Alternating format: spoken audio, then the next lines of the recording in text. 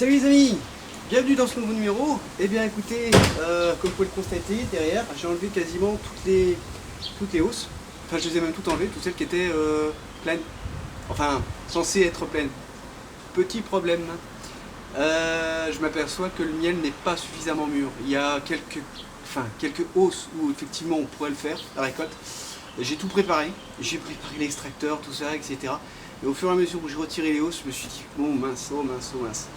Il est fortement déconseillé lorsqu'il y a vraiment un taux de cadre qui est insuffisamment operculé, au risque d'avoir un miel qui n'est pas suffisamment mûr, pas à maturité, et donc le risque derrière, c'est un miel qui tourne, qui fermente, et qui a du coup, pour quelle raison en fait, le taux d'humidité est certainement supérieur à 18-19%, donc beaucoup trop d'eau, donc fermentation.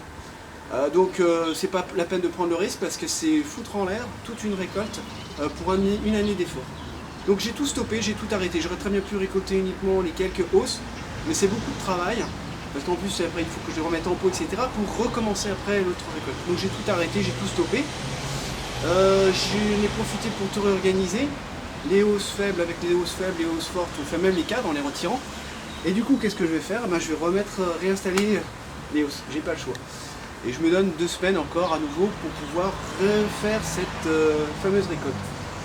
Par conséquent aussi, je vais réutiliser les hausses un peu n'importe où, peu importe, les repositionner un peu n'importe où, c'est pas grave. Mais je vais du coup en profiter pour les équilibrer un peu partout dans toutes mes ruches et de pouvoir du coup mettre à contribution la totalité ou quasi-totalité des ruches à condition qu'elles soient fortes. Et là où je veux en venir, ce que je veux partager avec vous, le fond de ma pensée, c'est de mettre à contribution les ruches où j'ai intégré une reine il y a peu de temps, ça date du 1er juin, mais qui sont suffisamment fortes. Par exemple, il y en a une, c'est la première qu'on va aller voir, elle est sur 10 cadres de corps. Voilà, allons la voir. Donc, la ruchette, qui n'est plus vraiment une ruchette, non, c'est une ruche. Regardez, elle est sur 10 cadres, il y a pas mal de monde. Hop, on profite pour les faire tomber dedans. Je me suis mis devant, c'est pas la chose à faire parce que bon, c'est plus pour être mieux positionné pour montrer la caméra. Vous voyez que là le torchon, est-ce qu'on le voit dans la caméra? Hop, ça je peux l'enlever, hein. Oui, je peux le retirer. C'est plus la peine, elle est suffisamment forte. Elle est sur 10 cadres, j'ai déjà effectué la visite, je ne vais pas le refaire parce que bon, vous voyez habituellement dans mes différents numéros précédents, il y a la présence d'œufs, il n'y a pas de cellule royale, tous ces cadres, donc 8 cadres, c'est rempli de couvains, couvain fermé, couvain ouvert. Donc là, elle y va, elle pond, c'est très bonne chose. Ça, c'est un un cadre essentiellement rempli de pollen et de miel, et également là.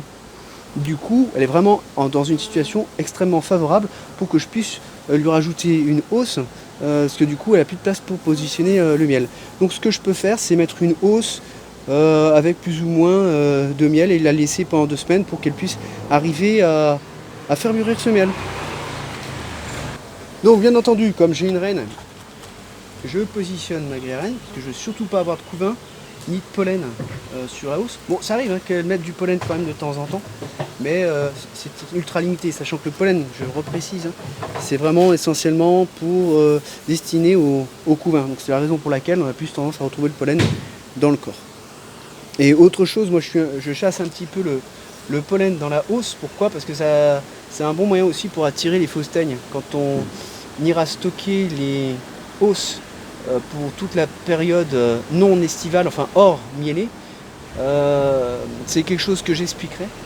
Mais c'est vrai que le pollen, c'est de la protéine et ça attire énormément la fausse teigne et c'est un bon moyen pour pouvoir esquinter vos cadres de hausse. Alors, la dernière étape, c'est de lui mettre une hausse, sachant que c'est une ruche qui n'est pas complètement adulte, à 100%, pas une forte population. Donc, si vous voyez, donc c'est la première fois qu'elle a une hausse, mais elle est déjà quand même pas mal remplie, pas à 100%. Donc je préfère mettre une hausse qui commence à être bien remplie. Vous voyez, ça aussi vous confirme ce que je disais au départ. Il est hors de question de ramasser ça, de récolter ça. Là, c'est au risque de vraiment d'avoir du miel il va pas être de bonne qualité. Autrement, c'est bon à donner aux abeilles, mais c'est pas encore le bon moment. Là, c'est pas le moment de les nourrir. Il y a encore de la floraison. Bon, je me contredis par rapport certainement à d'autres épisodes, mais là, en ce moment, les saisons, au niveau de la météo, il fait chaud, il fait froid, il pleut. On ne sait plus où on en est, même elles ne savent même plus où elles en sont. On est quasiment obligé de s'adapter un peu au moment présent. Donc c'est tout ce que je vais lui mettre pour elle. Je ne vais pas lui en mettre plus. Je pense que ce sera suffisant pour pouvoir lui donner comment dirais-je, l'opportunité de pouvoir remplir, enfin de finaliser une hausse. Alors pour celle-ci, il s'agit également d'une ruche que j'ai créée exactement au même moment. Enfin pas au même moment où j'ai fait le remplacement de la reine, au même moment où c'était une ruchette. Donc arrivée vraiment à la taille adulte.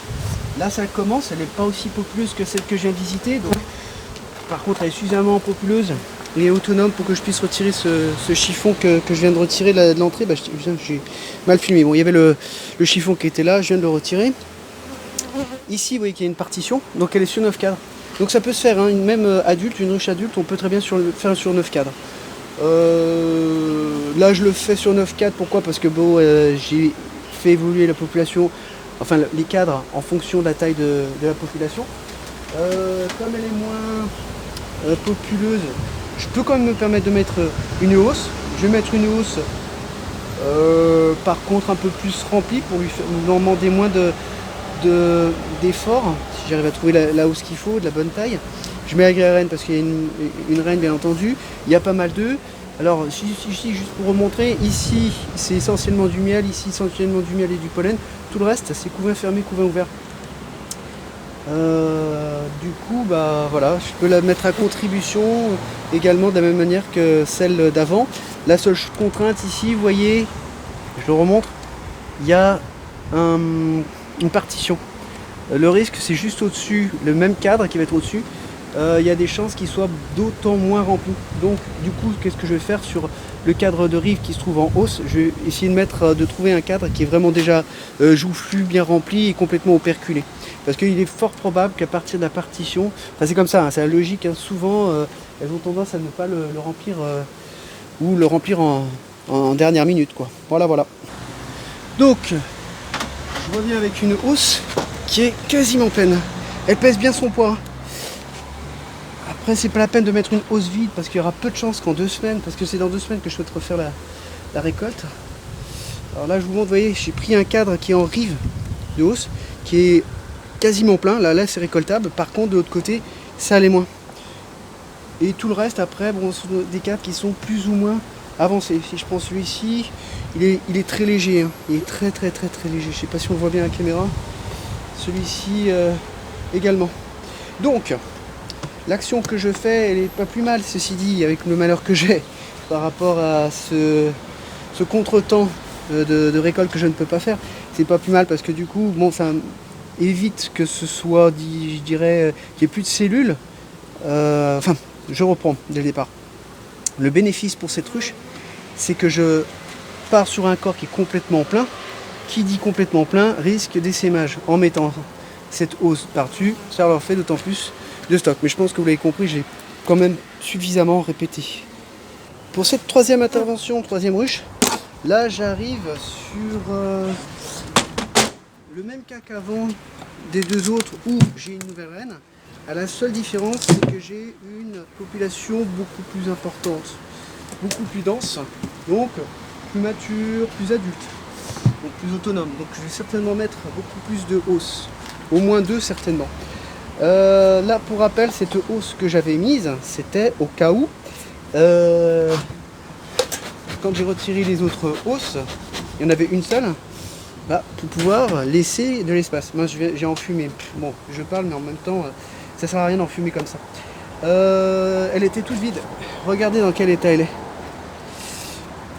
Et ben elle a bien travaillé. La seule chose c'est que cette hausse là je voulais la réserver pour pouvoir leur redonner à stocker. Là ce que je suis en train de me poser, à stocker pour l'hiver, c'est-à-dire que je m'étais dit bah, la récolte je ne le ferai pas pour cette hausse là, c'était vraiment pour offrir de l'espace pour éviter l'essaimage.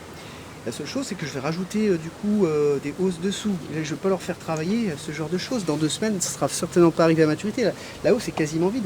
Il y a justement juste 2 ou 3 cadres, regardez, qui commencent à être bien remplis. Donc, que faire dans cette situation? Cette hausse-là, je vais la mettre de côté.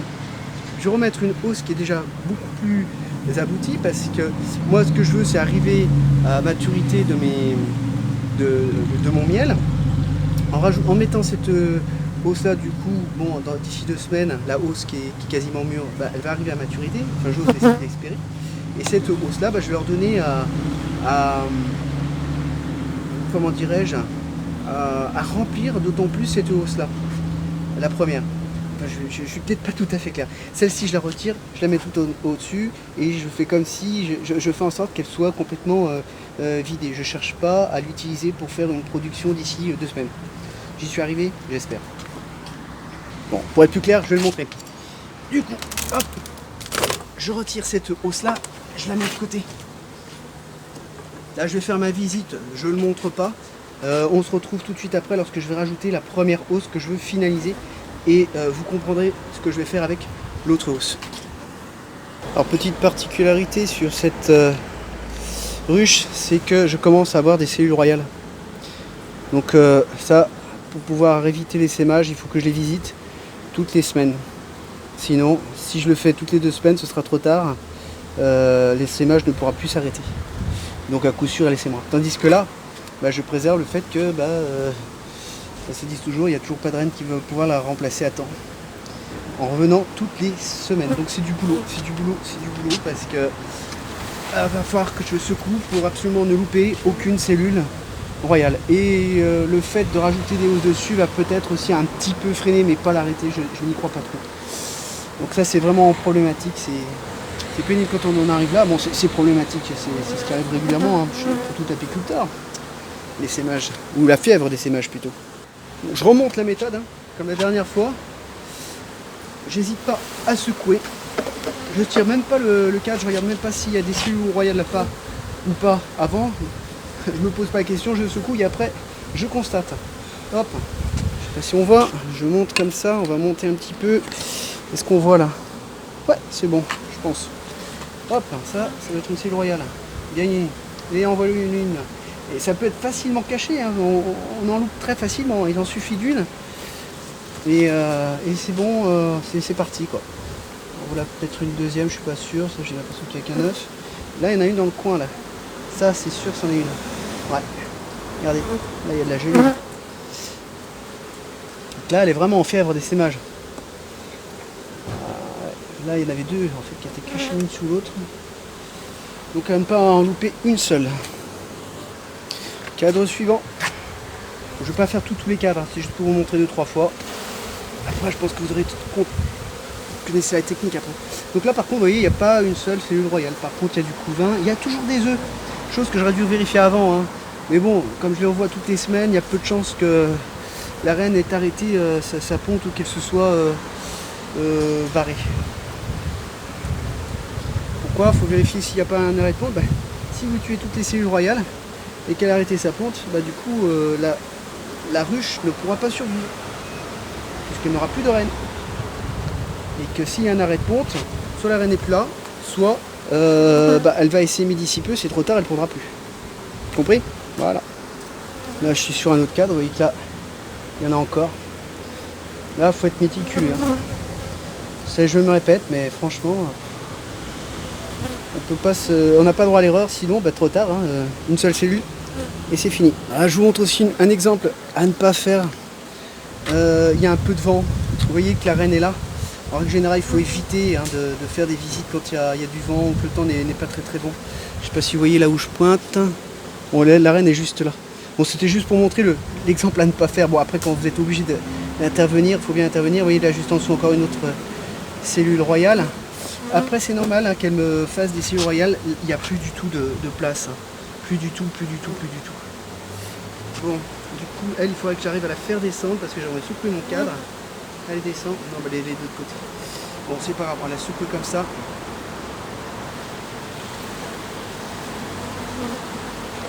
Et aussi, vous voyez la raison pour laquelle il faut toujours avoir son cadre au-dessus. Mais pas à l'abri d'avoir une reine qui se cache à un endroit ou un autre. Si ça se trouve, elle y est encore, moi je pense pas. Et donc là, je suis en train de rechercher toujours ces cibles royales pour ne pas en louper une seule. Alors, autre point particulier, d'où l'intérêt d'avoir des notes et un suivi par intervention. Donc, c'est pas nécessaire aussi de tout mettre dans vos notes, mais la semaine dernière, je l'ai visité et il y avait déjà des cibles royales que j'avais éclatées. Donc, c'est utile d'avoir ce point de vigilance. C'est pour ça aussi que je savais que il y avait des œufs certainement. Parce qu'il y a moins d'une semaine, je l'ai visité, j'ai écrasé toutes les cellules royales, donc il y a peu de risque qu'il y ait un blocage de ponte. Et on est vraiment, là, c'est surtout ça ce qu'il faut retenir, ce que je veux vous transmettre, on est vraiment dans un cas où on est dans une fièvre d'essaimage. Et à arrêter, c'est vraiment compliqué. À moins de retirer des cadres, d'en rajouter d'autres, c'est vrai que là, elle n'a plus de place, mais on arrive aussi à l'apogée, le fameux 21 juin, où c'est la journée la plus longue.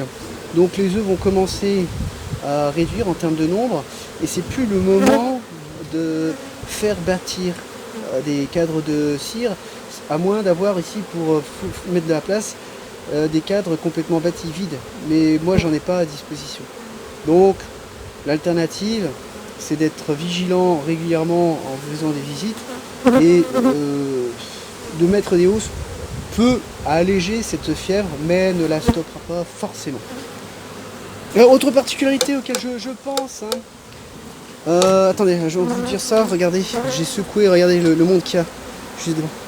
Alors l'autre particularité auquel je pense, c'est que, je vous ai dit, la reine, je viens de la changer, c'est une nouvelle reine. Et puis vous pouvez vous dire, bah mince, c'est une souche qui est extrêmement essemeuse.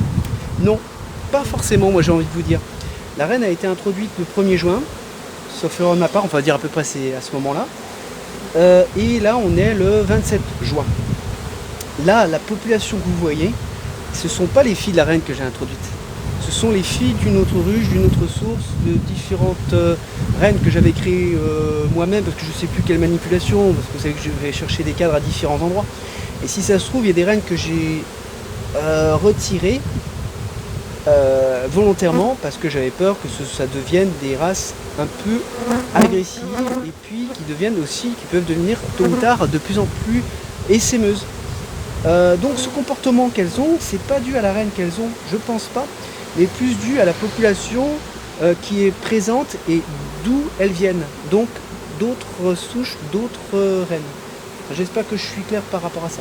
Et autre événement aussi qui peut créer, enfin autre possibilité qui puisse créer cet essaimage, ce qui est mon cas, il y a peut-être ça, mais il y a peut-être plusieurs cas qui favorisent cet essaimage.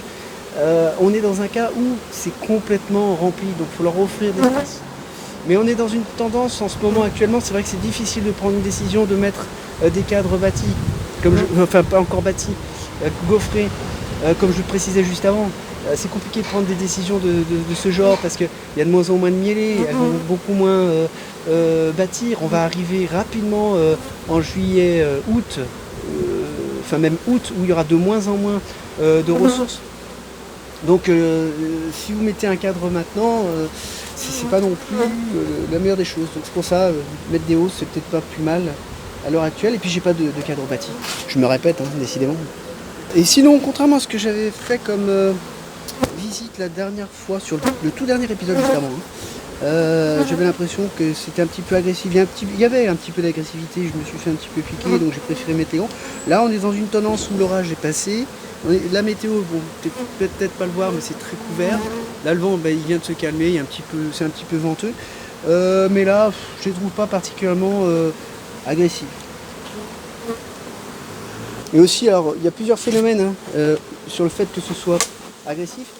Il y a la souche en elle-même, là. Si ça se trouve, il y a certaines abeilles déjà qui sont déjà agressives parce qu'elles sont issues d'une autre souche. Comme je le disais tout à l'heure, c'est exactement le même sujet. Mais la reine qui est là, normalement, elle vient d'un professionnel. Bon, on n'est pas à l'abri de faire une erreur, enfin qu'elle soit mal fécondée, c'est surtout ça. À partir des différents mâles, c'est là aussi peut venir cette agressivité.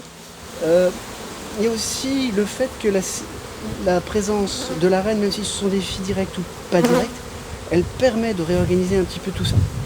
Mais elle va déjà atténuer un petit peu l'agressivité, mais celles qui sont vraiment agressives, ça va pas forcément les stopper, mais un petit peu les calmer.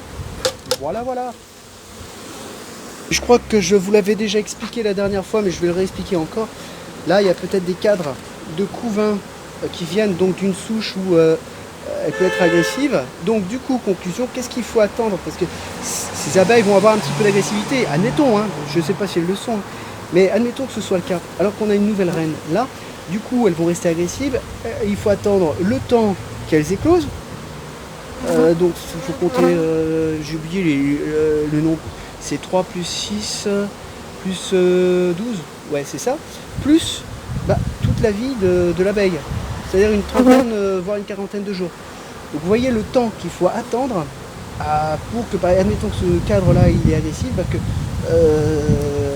elle soit remplacée par les nouvelles abeilles qui le sont beaucoup moins de la reine que je viens d'intégrer. Et une fois ça m'était arrivé, j'ai dû, là c'est un du vent, là vous voyez là le vent il se lève, je sais pas si on m'entend bien parce que le micro doit en prendre plein la figure, donc du coup je me rapproche un peu plus du micro. Oui, ce qui s'était passé, c'est que j'étais encore jeune amateur, jeune apiculteur, et puis même je le suis encore, hein. On en apprend tous les jours. D'ailleurs je viens de faire une erreur, j'y reviendrai tout à l'heure, c'est sur le fait d'avoir récolté trop tôt. Bon, c'est pas une erreur en soi, c'est pas très très grave, mais il aurait fallu que j'anticipe un peu mieux, que je sois un peu plus observateur. Bon bref, ça c'était pour la première. La deuxième erreur que j'avais effectuée, c'est que je voulais absolument faire des divisions en me disant ouais, on verra bien si ce sera agressif. Sauf que au moment où c'est agressif, du coup vous êtes avec la nouvelle reine, elle a déjà pondu, et il y a les abeilles qui commencent à arriver et qui arrivent tous les jours. Lorsque vous avez ça dans le jardin avec des voisins à côté, c'est pas le pied. Donc du coup j'ai trouvé une alternative, fort heureusement, par l'intermédiaire de mon association, où j'ai pu retirer la ruche. Je l'ai mise dans un endroit où c'était moins gênant, donc un peu à distance de la population, on va dire ça comme ça, de toute personne, donc dans un grand parc. Et du coup il a fallu que je la positionne là. J'attends la réception d'une reine, parce que bien entendu je n'ai pas de reine sur moi. Ça se commande, il a fallu attendre encore 1 ou 2 mois.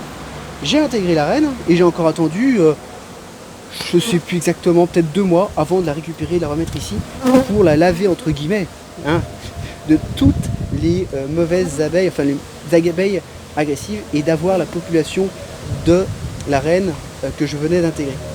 J'espère que je ne vous ai pas perdu. Alors je parle souvent d'agressivité, etc. C'est vrai que c'est un des éléments essentiels quand on cherche un apiculteur. Après on peut se permettre d'avoir des abeilles agressives, mais à condition, moi ça me gênerait pas plus que ça, hein, d'en avoir quelques-unes, tant mieux si il y en a moins. Mais ce que je veux dire par là, si moi j'étais à la campagne ou quoi que ce soit, ce serait d'autant moins gênant. Moi c'est plus vis-à-vis des autres. Sécurité oblige. Alors pour celle-ci, qu'est-ce que je lui ai réservé? Alors déjà je vais faire descendre les abeilles, la population, juste pour récapituler, parce que c'est vrai que le sujet de départ c'était ça, hein, c'était de faire mûrir ces hausses. C'est pas évident quand il y a de la population comme ça, je suis un petit peu obligé d'en sacrifier. Hein. On essaye de faire au mieux, j'espère que vous n'avez rien vu, il n'y a pas eu trop de décès, je vous rassure. Donc là, qu'est-ce que j'ai dans cette hausse?